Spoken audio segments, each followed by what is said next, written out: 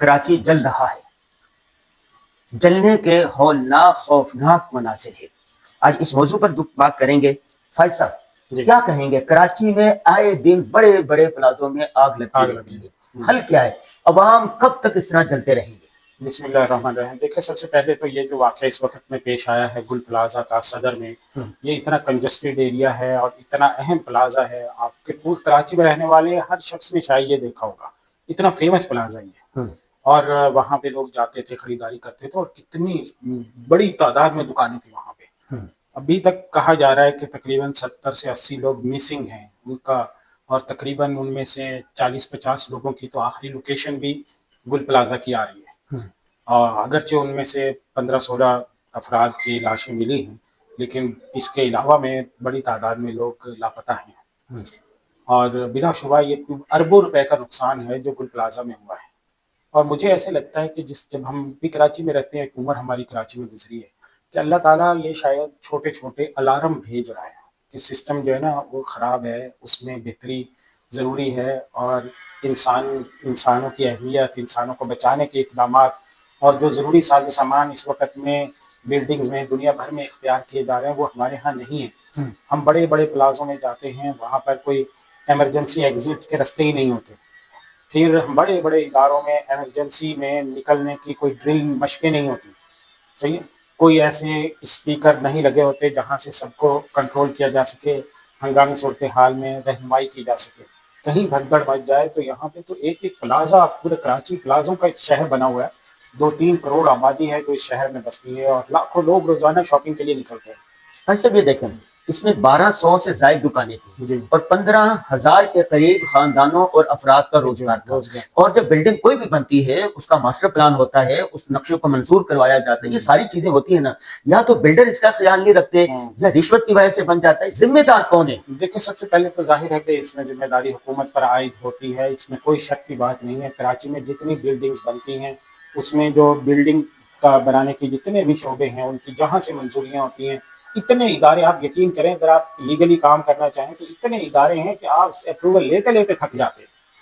اگر آپ اپنا کوئی پلازا بنائیں تو اتنے ادارے ہیں، اس سے اپروول، اس سے اپروول، مطلب ایک زندگی گزر جاتی ہے ان سے اپروول لے۔ اور بدقسمتی سے کرپشن، لوٹ کھسوٹ، چور بازاری اتنی زیادہ ہے کہ ہر چیز کے ناجائز راستے نکلے ہوئے۔ تو اس کو بہت بڑی، ابھی تک یہ خبریں بڑی واضح ہو گئی ہیں، ہر جگہ پہ چلتی ہیں کہ رشوت کے ذریعے سے سندھ میں کوئی بھی کام کروا سکتے ہیں۔ تو اس بات کو بہرحال دیکھنے کی ضرورت ہے۔ بھائی صاحب، ایک طرف آپ یہ کہتے ہیں، دوسری طرف مسئلہ یہ ہے کہ اگر اس پلازے کو توڑنے کے لیے آ جائے، اور ایک پلازا توڑا تھا نا، کتنا احتجاج ہوا تھا، اب تجاوزات کے خلاف آپریشن لگے، یہی عوام احتجاج کرتے ہیں۔ دیکھیں حل کیا ہے؟ حل یہ ہے، دیکھیں یہاں پہ جو سینکڑوں کی تعداد میں دکانیں تھیں، ان دکانوں سے ہر مہینے کرایہ لیا جا رہا تھا، ڈیولپمنٹ کے اخراجات لیے جا رہے تھے، بلڈر لے رہا تھا نا۔ اس بلڈر نے ان میں سے کتنا پیسہ اس کی سیفٹی پر خرچ کیا؟ تو بلڈر ذمہ دار ہے نا، حکومت کو ذمہ دار جی جی، پہلے میں کہہ رہا ہوں کہ سسٹم اوپر سے جب کرپٹ ہوتا ہے نا تو وہ پھر نیچے تک شفٹ ہوتا ہے۔ بلڈر کو آپ کیوں نہیں پکڑ سکتے؟ اس وجہ سے کہ اس نے اوپر جو سسٹم ہے اس کو مطمئن رکھا ہوا ہے، اس کا کھانچہ لگا ہوا ہے۔ تو مطلب اوپر سے جب سسٹم کرپٹ ہوتا ہے نا، وہ نیچے تک کرپشن منتقل کر دیتا ہے۔ حاصل یہ ہے کہ سسٹم بدلنے کی سسٹم ضرورت پورا، ہے۔ مطلب اچھا، دوسری بات یہ ہے کہ جب سسٹم بدلنے کے لیے لوگ آ رہے ہیں، آتے ہیں، تو آپ لوگ احتجاج کرتے ہیں اس کے خلاف اور جیلوں میں ڈال دیتے ہیں، سسٹم کون بدلے گا؟ دیکھیں، سسٹم بدلنے کا آسان سا طریقہ یہ ہے کہ یہاں پہ جو ہر بندہ ہے وہ اپنی ذمہ داری پوری کرے۔ سسٹم اس دن بدلنا شروع ہو جاتا ہے جس دن میں اپنے آپ کو بدلنا شروع کر دیتا ہوں۔ 70 سال 80 سال ہو گئے، کیسے بدلے گا؟ نہیں بدلے، دیکھیں اس سے پہلے اچھا بھی رہا ہے ایسا بھی، اور اس وقت میں بھی جو صورتحال ہے وہ ایسا نہیں ہے کہ بالکل ہی اسکریپ ہے۔ تھوڑی سی مینجمنٹ ٹائٹ کر دیں آپ، بیوروکریسی میں تبدیلیاں کر دیں آپ، کمشنر ڈپٹی کمشنر جو ہیں ان کو پرفارمنس بیسڈ آپ بنا دیجیے۔ کوئی آرمی چیف نہیں، جب کوئی آرمی چیف آتا ہے یا کوئی پاپولر وزیر اعظم آتا ہے، وہ تبدیلی کرنے لگتا ہے تو سیاستدان شور کرنے لگتے ہیں، بیوروکریسی کے لوگ شور کرنے لگتے ہیں، عوام شور کرنے لگتے ہیں کہ یہ ڈکٹیٹر آ گیا، اس نے قبضہ کر لیا، فرد واحد ہو گیا، اس کو یہ کچھ دے دیا، اس کو استثنا کیوں دے دیا، اس پر سارے شور کرنے لگتے ہیں۔ جی، یہ ہمارے معاشرے کی ایک خامی ہے کہ ہمارے ہاں سیاست ہر چیز میں اتنی انوالو ہو گئی ہے کہ ہم قومیت بھی اس میں گھس گئی ہے، عصبیت اس میں گھس گئی ہے، مذہبی عنصر اس میں شامل کر لیا ہے، اور ہر چیز سیاست کی نظر کر لی۔ اب لوگوں کی جانیں تو سیاست کی نظر نہیں ہونی چاہیے نا. نہیں. اب بلڈنگ یہ ایک واقعہ ہو گیا ہے نا, آپ اس کو کیس اسٹڈی بنائیے اور کراچی میں جتنے پلازا ہیں ان کو پابند کیجئے کہ وہاں پہ سیفٹی ایگزٹ ہوں گے, سیفٹی کے سارے آلات لگے ہوں گے, فائر اسٹنگوشر جو لگتے ہیں آگ کو بجھانے والے آلات وہ پراپر ہوں گے. یقین کرو میں آپ کو سچی بات بتا رہا ہوں کہ کراچی میں ایک عالم دین نے یہ جو آگ کے سلنڈر بجھانے والے ہوتے ہیں نا, گیس کے سلنڈر جو آگ بجھانے کے لیے استعمال ہوتے ہیں, اس کا بزنس شروع کیا اور پھر اس نے چھوڑ دیا. میں نے پوچھا کیوں چھوڑ دیا, تو اس نے بولا کہ بڑی بڑی فیکٹریوں میں یا جتنے بھی ادارے ہیں ISO اسٹینڈرڈز وغیرہ کے, تو ان میں ضروری ہوتا ہے کہ آپ کو ہر سال میں اس کی ایکسپائری ڈیٹ ہوتی ہے کہ یہ ایکسپائر ہو گیا, اب اس کی جو گیس ہے وہ ریفل کروائیے. تو کراچی میں ایک تقریباً 100% اس نے بولا, اس کے الفاظ ہیں کہ 100% جو گیس ریفلر ہیں وہ سلنڈر لیتے ہیں اور اس کو ایز اٹ از واپس کر دیتے ہیں, ریفل نہیں ہوتا گیس. یعنی کسی نے اگر یہ لگائے ہوئے بھی ہیں نا تو آفت کی صورت میں یہ چلیں گے نہیں. آگے کعبہ بگڑا ہوا ہے, آگے کعبہ اس لیے بگڑا ہوا ہے کہ کسی کو اللہ کا خوف نہیں ہے کہ جو لوگ انسانی جانوں کی اہمیت نہیں. دیکھیں سب سے پہلے براہ راست اس کا کیا کون ذمہ دار ہے؟ سب سے پہلے آگ لگانے والے ذمہ دار ہیں, دوسرے نمبر پر وہ جو بلڈر ہے جس نے بنایا تھا وہ ذمہ دار ہے, تیسرے نمبر پر اس بلڈر نے جس سے اپروول لی تھی وہ ذمہ دار ہیں. صحیح ہے, اور جو شعبے موجود ہیں اور اس شعبے کے اوپر جو نگران تھا جس نے انشور کرنا تھا کہ یہ شعبہ صحیح کام کرے وہ ذمہ دار. تو آپ کی مطلب جو اس کے کلپریٹ ہیں نا, جو ذمہ دار اور مجرم ہیں, وہ ایسے انگلی آپ کے سامنے ہیں, ہاتھ کی لکیروں کی طرح صاف نظر آ رہے ہیں. آپ ان کو ہاتھ ڈالیں, ان کو آپ گرفت کریں گے تو سسٹم درست ہو جائے گا. بھائی صاحب دوسری بات بتائیں, دیکھیں اس طرح کے حادثات واقعات رسول اللہ صلی اللہ علیہ وسلم کے زمانے میں بھی ہوئی ہوں گی, تو اس طرح کے اگر واقعات ہو گئے, ناگہانی آفات آ گئی اس طرح, تو سیرت میں کیا رہنمائی ملتی ہے, تو کیا کیا جائے؟ دیکھو سب سے پہلی چیز میں نے یہی عرض کیا کہ سیرت جو رہنمائی دیتی ہے وہ یہی ہے کہ افراد کی تربیت کریں.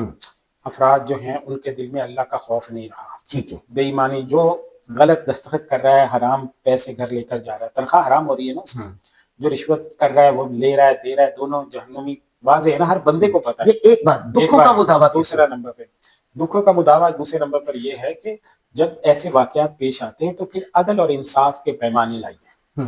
عدل اور انصاف کا پیمانہ یہ ہے کہ جو شخص اس میں جتنا انوالو ہے اس کو کٹہرے میں کھڑا کیجیے.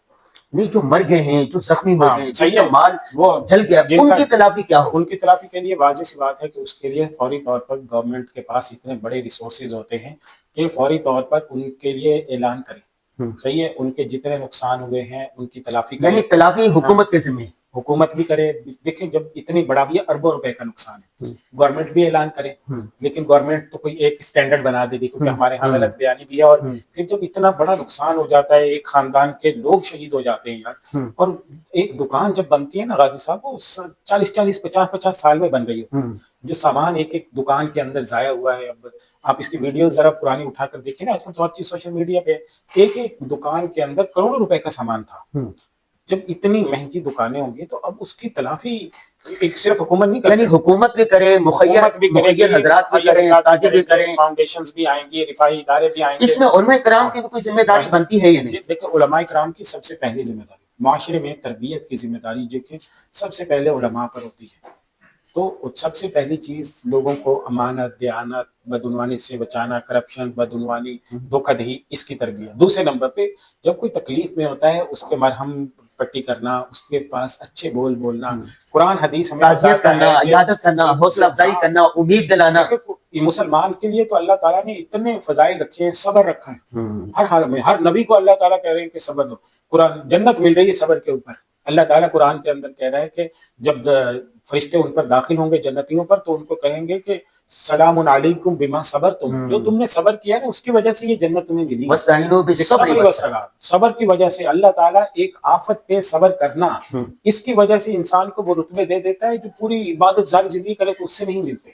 اور حضور صلی اللہ علیہ وسلم نے صحابہ کو کتنی تربیت دی کہ صبر جیسے ہی آفت ہے اس وقت میں اس پر دیکھنے کے بجائے کہ کیا ہوا کیسے ہو, اس پہ یہ سوچیں کہ اللہ تعالیٰ کی طرف سے آئی ہے, اللہ تعالیٰ اس میں خیر رکھے گا. اللہ کے فیصلوں پر راضی ہو جانا یہ دنیا میں سب سے بڑا رتبہ ہے کسی انسان کا. جی ناظرین, جیسے کہ مفتی صاحب نے فرمایا کہ علماء کرام کی ذمہ داری سب سے بڑھ کر ہے. اور آخری بات یہ ہے کہ دکھوں کا مداوع یہ کسی ایک شخص کی بس کی بات نہیں. ہر شخص کو اپنے اپنی وسعت کے مطابق دامے درمے قدمے سخنے جس طرح ممکن ہو سکے اس مشکل وقت میں ان کا ساتھ دینا چاہیے.